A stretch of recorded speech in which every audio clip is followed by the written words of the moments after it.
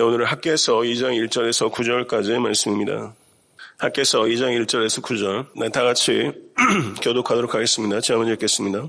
일곱째 달 곧 그 달 21일에 여호와의 말씀이 선지자 학개에게 임하니라. 이르시되 너는 스알디엘의 아들 유다 총독 스룹바벨과 여호사닥의 아들 대제사장 여호수아와 남은 백성에게 말하여 이르라. 너희 가운데 남아있는 자 중에서 이 성전의 이전 영광을 본 자가 누구냐? 이제 이것이 너희에게 어떻게 보이느냐? 이것이 너희 눈에 보잘것없지 아니하냐? 그러나 여호와가 이르노라. 스룹바벨아 스스로 굳게 할지어다. 여호사닥의 아들 대제사장 여호수아야 스스로 굳게 할지어다. 여호와의 말이니라. 이 땅 모든 백성아 스스로 굳세게 하여 일할지어다. 내가 너희와 함께하노라. 만군의 여호와의 말이니라. 너희가 애굽에서 나올 때 내가 너희와 언약한 말과 나의 영이 계속하여 너희 가운데 머물러 있나니 너희는 두려워하지 말지어다. 만군의 여호와가 이같이 말하노라. 조금 있으면 내가 하늘과 땅과 바다와 육지를 진동시킬 것이요 또한 모든 나라를 진동시킬 것이며 모든 나라의 보배가 이르리니 내가 이 성전의 영광이 충만하게 하리라. 만군의 여호와의 말이니라. 은도 내 것이요 금도 내 것이니라. 만군의 여호와의 말이니라. 다같이 이 성전의 나중 영광이 이전 영광보다 크리라. 만군의 여호와의 말이니라. 내가 이곳에 평강을 주리라. 만군의 여호와의 말이니라. 아멘. 두 번째 여호와의 말씀이 일곱째 달 그 달 21일에 선지자 학개에게 임했습니다. 이때가 주전 520년 10월 17일입니다. 성전이 재건된 지 4주가 지났을 때 학개를 통해서 하나님의 두 번째 말씀이 임했습니다. 레위기 23장 34절을 보게 되면 이스라엘 자손에게 말하여 이르되 일곱째 달 15닷새 날은 초막절이니 여호와를 위하여 이레 동안 지킬 것이라. 이렇게 말하고 있어요. 일곱째 달 15째가 초막절이라고 그랬어요. 근데 오늘 그 하나님의 말씀이 임한 게 일곱째 달 그 달 20일이래요.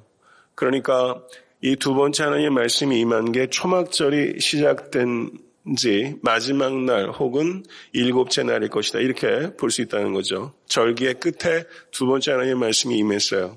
그럼 초막절은 무엇입니까? 이스라엘 백성들이 출애굽하고서 광야에 생활하면서 초막을 짓고 유랑하며 살았어요. 이 초막절을 통해서 그때를 기억하도록 하고 또 이 초막절은 추수 때입니다. 추수를 하고 감사하도록 하기 위한 두 가지 목적으로 하나님께서 이 거룩한 절기를 주셨습니다. 그럼 이스라엘 백성들이 이때는 자기 집을 떠나서 야훼의 초막을 짓습니다. 제가 같이 공부한 신학교 때 같이 공부한 분이 지금 이스라엘 선교사로 계신데 지금도 이스라엘 백성들이 이렇게 초막 같은 걸 해가지고 이렇게 하더라고요. 초막을 짓고 일주일 동안 그 초막 속에 살았어요. 근데 규칙이 있어요. 이 초막을 짓게 되면 잎을 엮어서 지붕을 덮는데 그때는 지붕을 조금 스페이스를 둬가지고 초막 안에서 별이 보이도록 하는 것이 규칙이에요. 그래서 광야에서 초막을 살면서 지붕이 없다는 것을 가시적으로 보는 거죠. 글쎄요, 우리도 좀 이런 것만 하면 좋을 것 같긴 해요. 그냥 상징적으로. 네, 우리가 사는 이 땅이 우리가 영원히 살지 못한다는 것을 가시적으로 몸으로 한번 느껴보는 거, 저 이런 것도 의미 있다고 생각합니다. 꼭 그런데 들지 않더라도 우리가 항상 이 세상 장막집에 살면서 저 하늘의 장막집에 대한 소망으로 이 땅을 항상 떠날 준비와 남을 준비를 동시에 하는 그런 두 곳을 응시하는 여러분과 제가 될 수 있게 되기를 바랍니다. 그런데 지금 학개서 1장에서 얘기한 건 뭐냐면 너희의 집은 지붕이 있는데 하나님의 집은 지붕이 없구나. 이걸 얘기한 거거든요. 그런데 지금 두 번째 말씀이 초막절이에요. 초막절에 가면 지붕이 없잖아요. 그러니까 거기에 들어가면서 이 상황을 이 학개의 말씀이 임한 초막절 마지막에 이 말씀이 주었다는 것은 굉장히 가시적으로 이스라엘이 지금 처한 상황들을 몸으로 느낄 수 있는 매우 풍자적인 상황이다. 이렇게 볼 수 있는 것입니다. 그런데 학개는 성전 재건이 4주가 됐는데 그 성전이 재건된 것을 기뻐하는 사람도 있고 슬퍼하는 사람도 있다는 것을 들었어요. 근데 왜 슬퍼했느냐? 에스라서 3장 12절에서 13절은 이렇게 말합니다. 제사장들과 레위 사람들과 나이 많은 족장들은 첫 성전을 보았으므로 이제 이 성전의 기초가 놓임을 보고 대성통곡하였으나 여러 사람은 기쁨으로 크게 함성을 지르니 백성이 크게 외치는 소리가 멀리 들리므로 즐거이 부르는 소리와 통곡하는 소리를 백성들이 분간하지 못하였더라. 이렇게 말하고 있어요. 성전이 재건될 때 첫 삽을 뜨지 않습니까? 테이프 커팅을 하잖아요. 그렇죠? 딱 보는데 거의 약 70년 전에 이 솔로몬 성전이 무너지기 전에 그 성전의 영광을 본 사람들이 살아있는 거예요. 그래서 그때와 지금 재건되는 성전을 보면서 여기에 동원되는 물자와 사람들의 규모를 봤을 때 너무 비교가 안 돼. 이거 하늘과 땅 차이인 거예요. 그러면서 성전이 재건됐다는 게 너무 기쁘면서 한편으로는 어떤 사람들한테는 너무 슬픔을 불러일으키는 거예요. 열왕기상 29장 1절에서 9절을 보게 되면 첫 번째 솔로몬 성전에 얼마나 많은 금과 은과 놋과 철과 나무와 각종 보석과 옥돌들이 동원됐는지 거기 언급하고 있습니다. 그때 솔로몬에 의해서 동원된 연인원에 대한 기록이 열왕기상 5장 13절 16절에 기록되어 있는데 규모가 어마어마합니다. 역군이 3만이요. 레바논에 번갈아 보내졌던 사람들이 10,000명이고 짐꾼이 7만이고 돌을 뜨는 자가 8만이고 그리고 사역을 감독하는 감독관이 3,300이에요. 그리고 이렇게 장장 7년 동안 이루어졌어요. 이 어마어마한 물자와 사람들이 동원이 된 거예요. 전 국가적인 사업으로 진행이 됐던 것이죠. 그거를 기억하는 거예요. 67년 전에 바벨론에 의해서 유다가 패망하기 전에 그 솔로몬의 찬란한 영광을 기억하는 사람이 아파하는 것입니다. 이에 대해서 하나님께서 뭐라고 말씀하냐면 학개서 2장 3절을 보시면 너희 가운데 남아있는 자 중에서 이 성전의 이전 영광을 본 자가 누구냐? 이제 이것이 너희에게 어떻게 보이느냐? 이것이 너희 눈에 보잘것없지 아니하냐? 이것이 보잘것없어서 그렇게 슬피 울고 있구나. 이렇게 얘기하는 거죠. 이것에 대해서 하나님께서는 그 용기와 확신을 불러일으키는 내용이 기록되어 있는 것이 2장 4절이에요. 학개서 2장 4절. 이 말씀을 한번 스스로의 영혼 가운데 한번 외치시는 마음으로 2장 4절을 한번 다시 한번 읽어보시고 다시 읽겠습니다. 그러나 여호와가 이르노라 스룹바벨아 스스로 굳게 할지어다 여호사닥의 아들 대제사장 여호수아야 스스로 굳게 할지어다 여호와의 말이니라 이 땅 모든 백성아 스스로 굳게 하여 일할지어다 내가 너희와 함께하노라 만군의 여호와의 말이니라. 아멘. 올 한해 이 말씀 붙잡을 말씀 아닙니까? 계속 반복하고 있어요. 스스로 굳게 할지어다. 이게 누구 말이에요? 만군의 여호와의 말이니라. 왜 그렇게 굳게 할 수 있습니까? 내가 너희와 함께 하노라. 내가 너희와 함께 하노라. 스스로 굳게 할지어다. 이 말씀은요. 가나안 땅에 들어가기 전에 여호수아가 임했던 말씀 여호수아 1장 9절 내가 내게 명령한 것이 아니냐 강하고 담대하라 두려워하지 말며 놀라지 말라 내가 어디로 가든지 내 하나님 여호와가 너와 함께 하느니라. 아멘. 성전을 건축하기 시작했을 때 솔로몬이 두려웠어요. 왜 안 두렵겠어요? 이런 정도의 물자와 인력을 넣는데 어느 리더가 두렵지 않습니까? 이건 두려운 거예요. 그런데 그때 다윗을 통해서 하나님께서 솔로몬에게 주신 말씀이에요. 그의 아들 솔로몬에게 이르되 너는 강하고 담대하게 이 일을 행하라. 두려워하지 말며 놀라지 말라.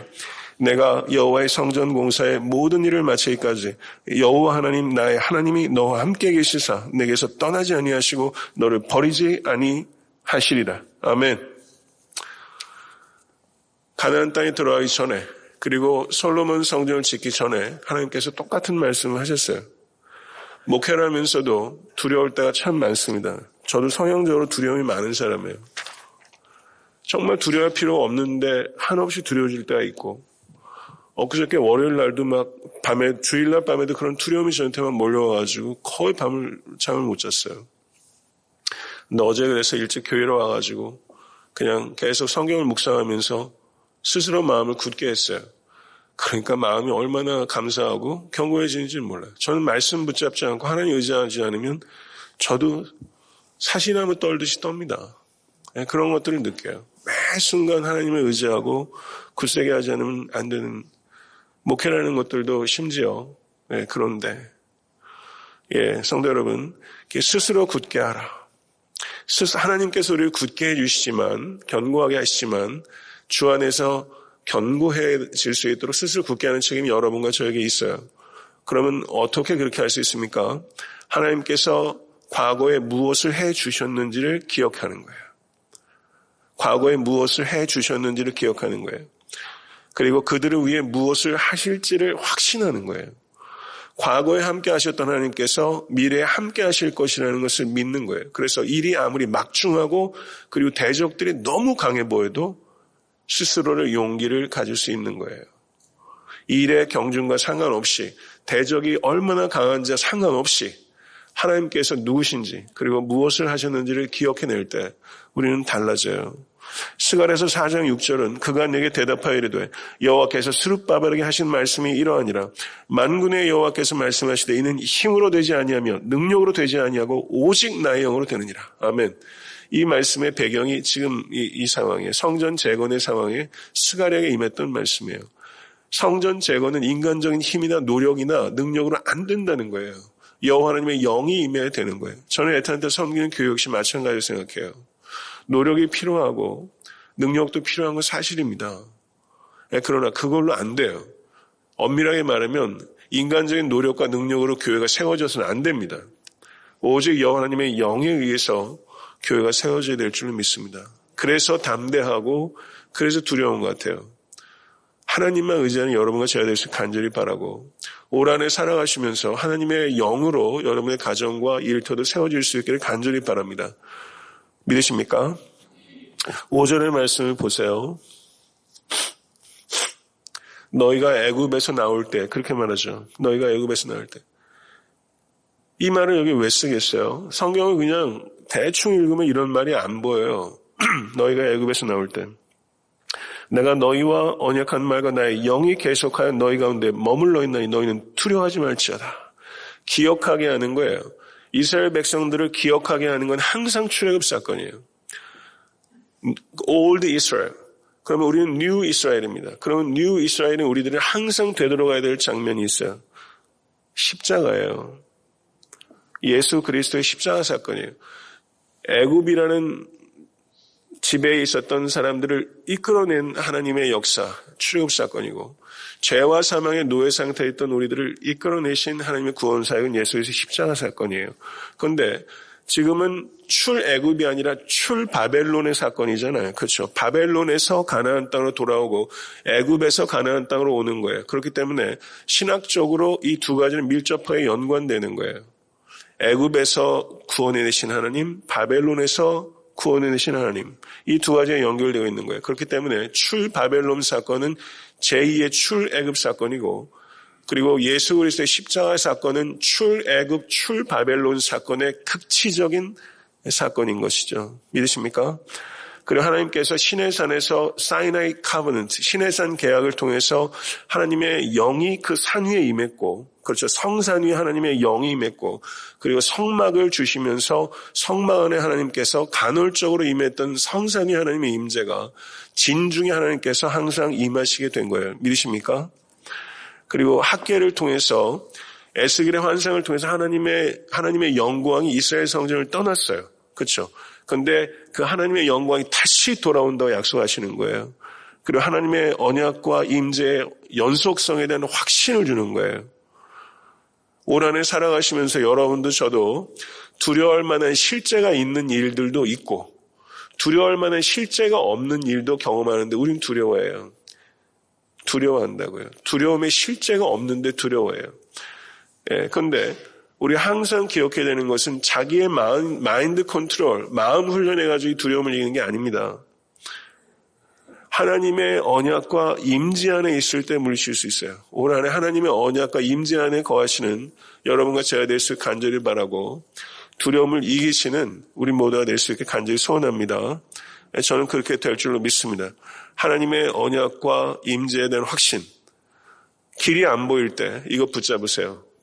예수께서 길이 되어 주실 것입니다. 6절의 말씀, 만군의 여호와가 이같이 말하노라. 조금 있으면 내가 하늘과 땅과 바다와 육지를 진동시킬 것이요 또한 모든 나라를 진동시킬 것이며 모든 나라의 보배가 이르느니 내가 이 성전의 영광이 충만하게 하리라. 만군의 여호와의 말이니라. 조금 있으면이라고 그랬어요. 조금 있으면. 이건 조금 있으면 우리 상식적으로 얘기하면 시간적인 경과가 짧게, 시간이 조금만 지나면 이런 뜻인데 그런 뜻이 아니에요. 여기는 시간의 길이에 대한 언급이 아니에요. 광대하신 하나님께서 미래의 역사를 주관하고 계신다는 것을 강조하는 거예요. 하나님의 시간 프레임은 우리랑 달라요. 하나님의 심판은 반드시 임하지만 그 심판의 때는 우리는 몰라요. 하나님께서 원하시는 것이 하나님의 심판이 조금 있으면 임할 것이다라는 긴박감을 우리가 가지고 오늘 하루하루를 살아가길 원하는 거예요. 이 긴박감을 가지신 여러분과 제가 될 수 간절히 바랍니다. 이 urgency가 있어야 되는 거예요. urgency. 긴박감이 있어야 돼요. 6월절에 사람들이 밥 먹을 때 어떻게 합니까? 긴박감을 가지고 언제라도 출발할 수 있도록 준비하고서 urgency를 가지고 식사하잖아요. 우리가 이 땅에 살아가면서 우리가 먹는 식사는 6월절 식사 같아야 돼요. 항상 그런 긴박감을 가지고 언제라도 하나님의 임재가 이 땅에 다시 돌아오실 수 있다는 것을 우리가 기억하면서 긴박감을 가지고, 그렇지만 삶의 현장을 떠나는 방식으로의 긴박감이 아니라 삶의 현장 속에 더 깊이 들어가서 더 육화되고 삶의 현장을 변화시키는 책임감 있는 삶을 살아가는 그런 긴박감이에요. 그냥 노장 철학 얘기하는 것처럼 그냥 속세를 떨어버리는 그런 긴박감이 아니라 더 역사 속에서 책임을 가지고 살아가는 그런 긴박감. 성경에 하나님께서 진동시키셨다는 말이 있습니다. 진동시키셨다. 하나님께서 임재하실 때 땅이 흔들려요. 시내산에서 처음 이 표현이 등장합니다. 하나님의 현현, 세오판이라고 그러는 하나님의 현현이 나타날 때 지각이 흔들려요. 그리고 예수님께서 십자가에 달리실 때 지진이 일어났죠. 그리고 부활의 아침에 갔을 때도 그때 지진이 일어나죠. 이 지진은 하나님의 현현과 관계되고 하나님의 심판과 관계되고 종말 사건과 관계가 되는 것입니다. 에스겔서 38장 20절에도 바다의 고기들과 공중의 새들과 들의 짐승들과 땅에 기는 모든 벌레와 지면에 있는 모든 사람이 내 앞에서 떨 것이며 모든 산이 무너지며 절벽이 떨어지며 모든 성벽이 땅에 무너지리라. 예수님께서 마태복음 24장 29절에 그날 환란 후에 즉시 해가 어두워지며 달이 빛을 내지 아니하며 별들이 하늘에서 떨어지며 하늘의 권능들이 흔들리리라. 그런데 우리는 흔들리지 않습니다. 믿으십니까? 우리는 흔들리지 않아요. 예수님을 진심으로 믿는 참된 성도는 흔들리지 않습니다. 그래서 우리는 진동하게 된 이 마지막 심판을 두려워하지 않아요. 학계는 하나님께서 창조와 역사의 주관자이심을, 여기에 보게 되면 하늘과 땅, 바다, 육지 이렇게 표현하는 건요, 모든 것을 의미하는 거예요. 이 안에 다 들어가는 거예요. 모든 것을 진동시키는 역사와 우주의 주관자는 하나님이세요. 믿으십니까? 그 하나님이 말씀하시는 거예요. 사람이 얘기하는 게 아니에요. 이 성전의 영광이 충만하게 될 것이다. 그리고 이 영광이 그전 영광보다 더할 것이다. 눈앞에 보이는 성전 준비하는 거 보니까 너무 형편없고 사람도 너무 형편없이 적은데 하나님께서 이전 솔로몬의 영광보다 더한 영광을 여기에 부을 것이다. 금과 은이 영광을 가져다 주는 게 아니라는 거예요. 금과 은이 찬란한 광채를 가져다 주는 게 아니에요. 금속은 빛이 나요. 그런데 하나님의 영광의 광채는 보석이 주는 광채가 아니라 하나님의 임재 자체가 주는 광채예요. 그래서 하나님의 임재가 강력하게 임할 것이다. 그리고 그 영광이 더 클 것이다. 이렇게 말하고 있는 거예요. 그래서 금도 내 것이요 은도 내 것이다 라고 말씀하신 게 거기 있어요. 올 한해 살아가면서 성도 여러분, 이 세상 살면 금도 필요하고 은도 필요하죠. 여러분들 사업 잘 되길 바랍니다. 그렇지만 기억하세요. 금도 내 것 아니고 은도 내 것 아닙니다. 하나님의 것이에요. 믿으십니까? 그래서 솔로몬이 성전을 지면서 이렇게 말한 거예요. 하나님이 참으로 땅에 거하시리까 하늘과 하늘들의 하늘에다 주를 용납하지 못하겠거든. 하물며 내가 건축한 이 성전이 오리까.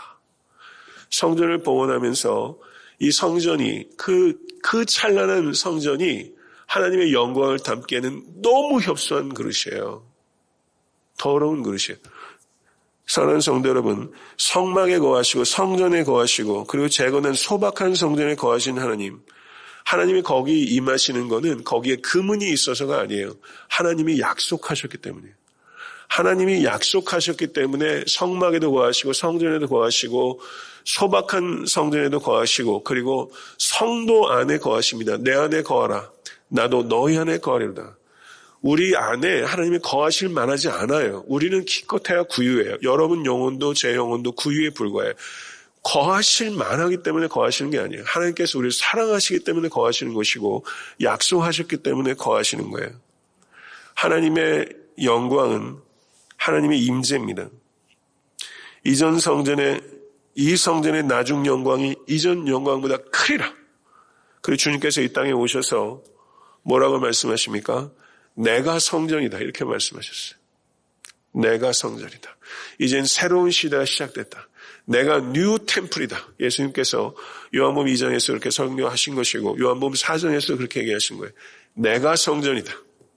이 산도 말고 저 산도 말고 신령과 진정으로 예배한 때가 온 것이다.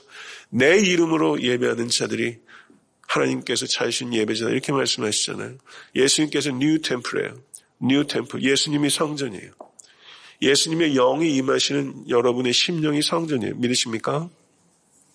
이 성전의 나중 영광이 이전 영광보다 크리라. 이것은 예수 그리스도의 초림과 예수 그리스도의 재림을 통해서 완성돼요. 그리고 여기 보세요. 2장 9절 이곳에 평강을 주리라. 할렐루야. 믿으세요? 이곳에 평강을 주리라. 샬롬입니다. 샬롬. 샬롬이라는 뜻이에요. 전쟁이 없으면 평화라고 그래요. 핵무기가 없으면 평화입니까 그게? 우리는 핵무기가 있어서 싸웁니까? 집에서, 교회에서. 아니잖아요. 핵무기가 없다고 평화가 아니에요. 전쟁이 없다고 평화가 아니에요. 그런 소극적인 게 아니에요. 이 샬롬은요, 그냥 최고의 것이 누려지는 평화. 이건 굉장히 적극적인 의미예요. 이 샬롬을 이스라엘 백성들은 아침 저녁으로 샬롬 했는데 이 샬롬의 의미를 이스라엘 백성들은 몰랐어요. 진정한 샬롬은 예수 그리스도께서 가져다 주신 거예요. 안식 후 첫날 저녁 때 제자들 유대인들이 두려워하여 모인 곳에 문들을 닫았던 예수께서 오사 가운데 서서 이르시되 너희에게 평강이 있을지어다. 너희의 평강이 있을지어다. 예수께서 우리들의 마음을 그 제자들이 문을 닫고 있잖아요. 그 안에 예수께서 여러분의 마음 안으로 그 수라 문이라는 건데 그거 다 복수입니다. 문들을 뚫고서 예수께서 오셨어요. 그 가운데 서서 너에게 평강이 있을지어다. 올 한해 성도님들의 삶 가운데 평강이 있으실 수 있게 되기를 간절히 축원합니다.